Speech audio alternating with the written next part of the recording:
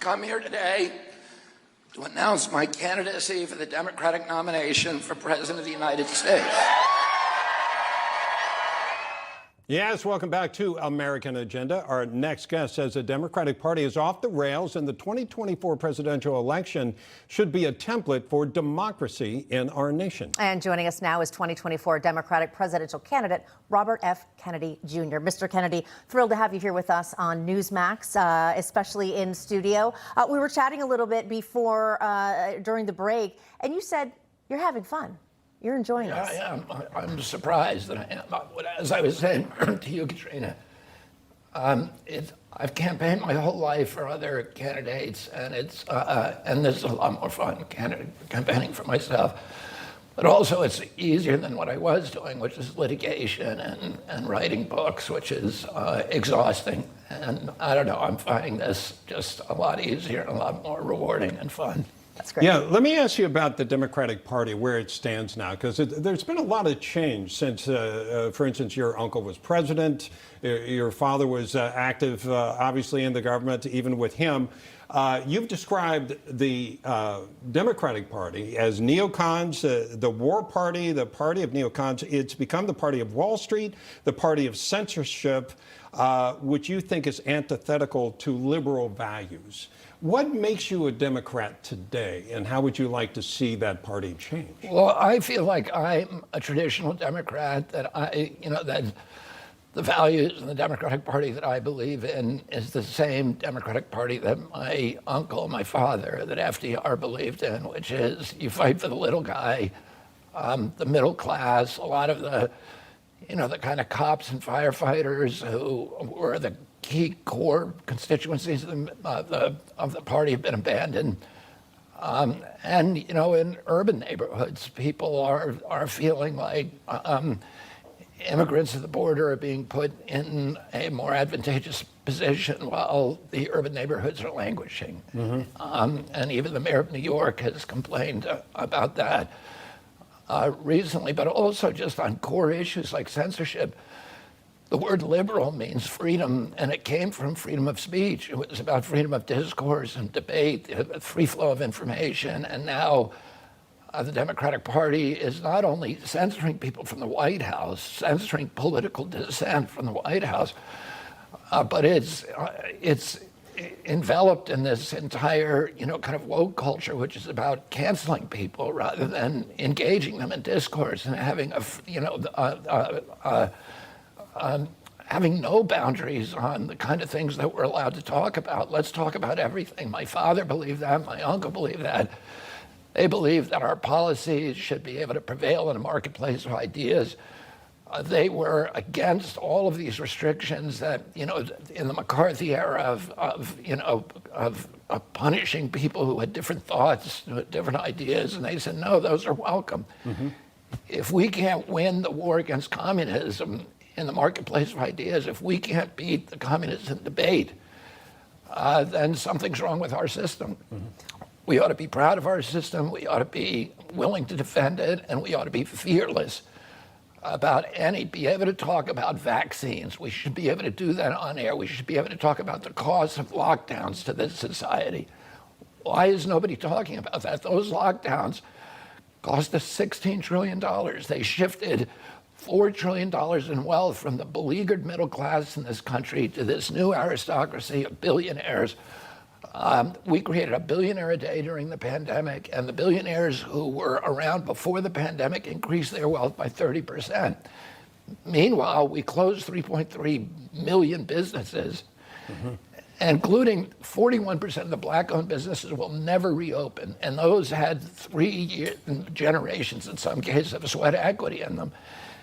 And, the White House was colluding with Amazon to shut down all of Amazon's competitors while Amazon was censoring books, including one of mine, that were critical of the lockdowns. Mm-hmm. So you had, billionaires like Bill Gates, Mark Zuckerberg, Jeffrey Bezos, who were cashing in on the lockdowns, who were propagandizing Americans about why they were needed, filling us with fear. And then we're working with government agencies to censor anybody who raised questions about those policies. And that, the Democratic Party should be way, way away from that kind of collusion. There are a lot of people I've heard on the right that like some of your positions politically. You get a lot of heat from the left because they don't feel you're liberal enough. I think a lot of people would agree you think for yourself. You're not just falling in line with some of those current Democratic positions.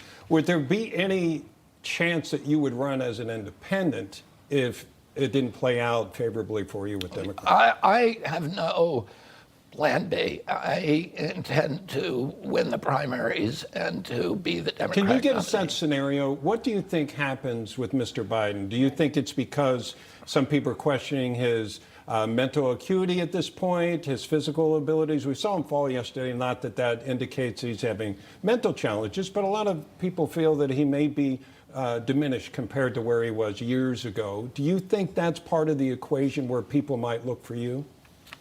I think that may be part of it. I think that I'm going to be able to make the case to the American people about that a lot of the policies that the Democratic Party is now pursuing are not good for our country. And I think I can attract a lot of independents back to the Democratic Party, and I can attract a lot of Republicans to the Democratic Party.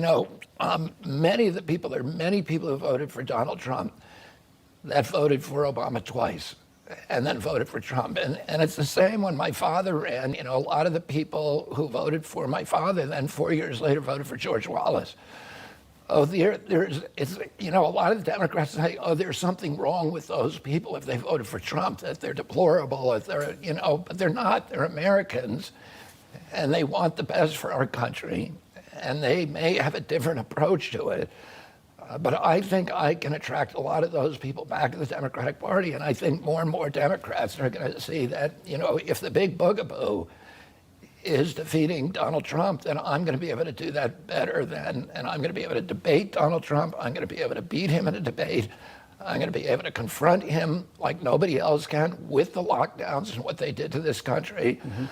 What many of his other policies do, not on a personal basis. Donald Trump is attacked for all kinds of things that he did do and he didn't do.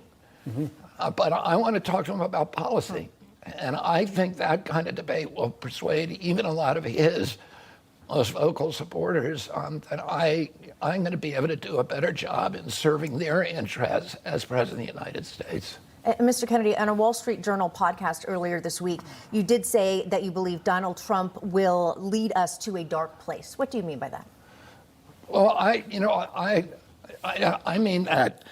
I think a lot of Donald Trump is very, very popular with many Americans who feel lost, who feel despair, who feel like nobody's listening to them, and that the America that they were promised, that it was a bait and switch, that they were promised things, and that somehow this deal is rigged by the oligarchy, by big businesses, so that the little guy is constantly getting beaten on. And Donald Trump is the only guy who is listening to them. The Democrats aren't listening to them.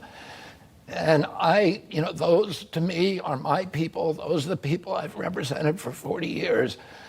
And those are the people whose concerns that I voice. So I just think that I have a more idealistic view of where our country should be and a more idealistic vision of where our country should be. I think Donald Trump is, I think people see him as somebody who's willing to stand up to the power structure and break things. But I think and you're willing to do the same? I'm willing to stand up to the power structure, but I think that my idea about how to reconstruct America is more comprehensive and more realistic. Why don't we take a break here and we can talk about some of those ideas you have in addressing that.